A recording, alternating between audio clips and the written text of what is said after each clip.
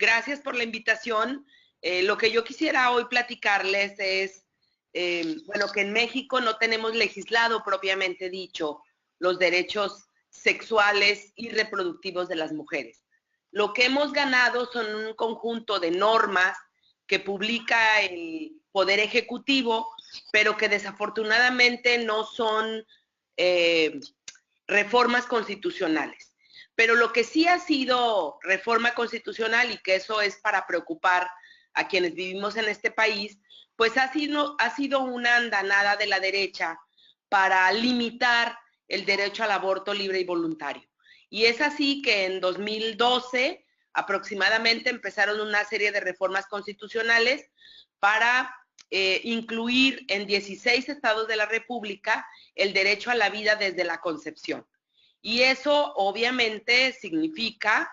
que las mujeres todavía tenemos una gran brecha por delante para que los derechos sexuales y reproductivos sean una realidad. Por otro lado,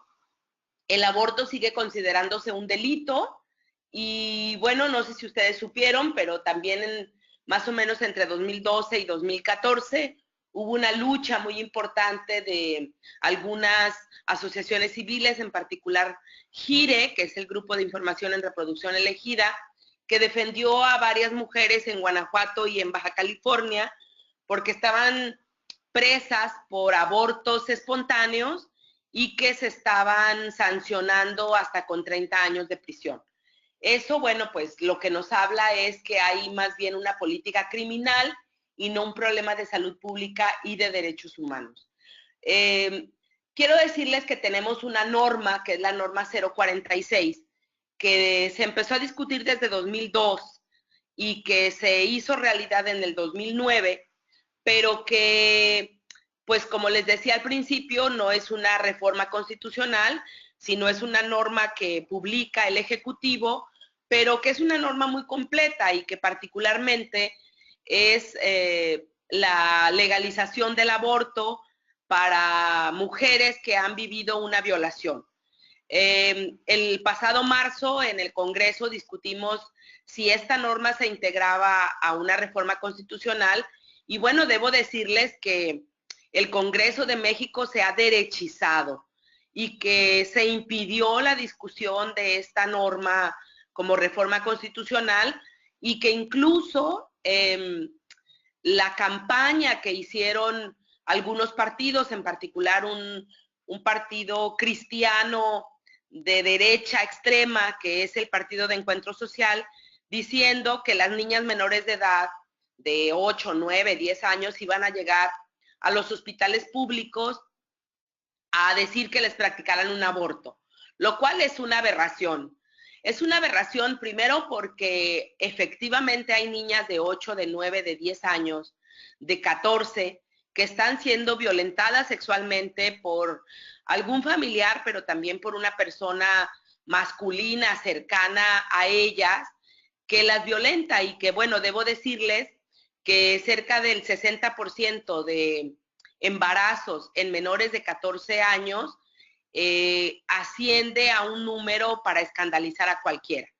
Entonces, bueno, esta norma lo que permitiría es que si son menores de edad,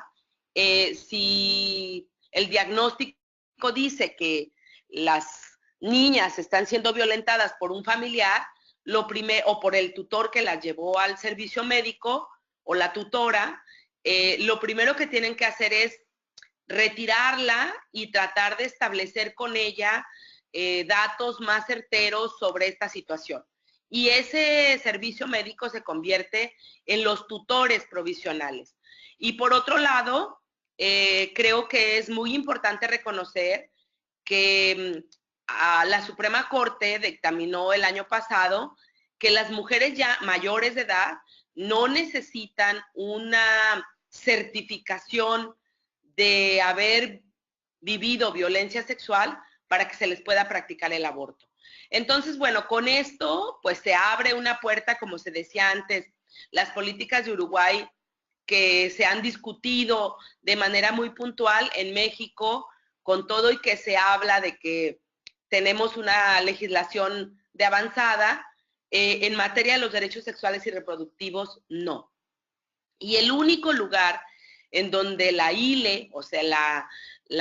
el aborto legal es una realidad, pues es en la Ciudad de México. Y eso fue gracias a un gobierno de izquierda, de avanzada, que consideró que es muy importante reconocer este derecho como un derecho pleno de las mujeres. También debo decirles que a pesar de que tenemos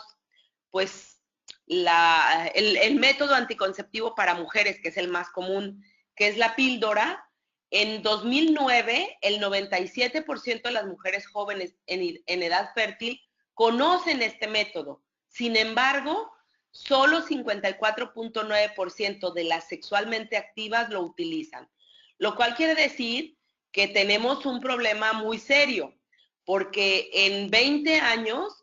el embarazo en menores de edad no ha disminuido. Quiere decir que tenemos una política errada en ese sentido, porque yo platicaba con la gente de los servicios de salud, de la Secretaría de Salud en México, y decía, bueno, pero si algo está pasando es que está fallando, entonces, ¿por qué no hacemos acciones distintas?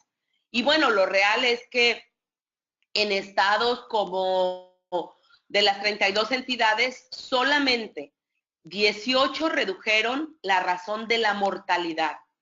entre ellos Colima y Morelos. Pero en Oaxaca, Guerrero, Chihuahua, Yucatán y Chiapas se concentra el mayor número de muertes de mujeres y además de condición indígena, lo cual nos habla de que la pobreza y la marginación siguen estando presentes en las mujeres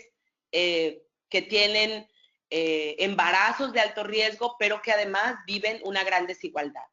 En principio, pues eso es lo que quisiera decir en esta primera intervención, para decirles que, bueno, solo en la Ciudad de México está legalizada la ILE y que, bueno, todavía tenemos un gran problema en el Congreso para discutir la iniciativa. Entre unas de las que yo propuse fue el de violencia obstétrica, que todavía no hay consenso para que se discuta de manera amplia, sensible, sensata y racional lo que quiere decir la violencia obstétrica para las mujeres.